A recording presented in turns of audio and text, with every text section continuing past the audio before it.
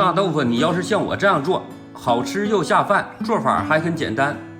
首先把大葱切成段，放入碗中，加入盐、鸡精、少许的白糖、生抽、蚝油、老抽、1小勺干淀粉、适量的清水，把它搅拌均匀。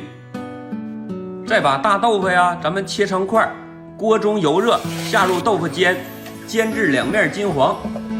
把豆腐咱们用油给它煎一下，这样做出来的豆腐啊会更好吃。老铁们都看到这里了，如果手上红心宽敞，帮忙点一个呗，鼓励支持一下我，感谢了。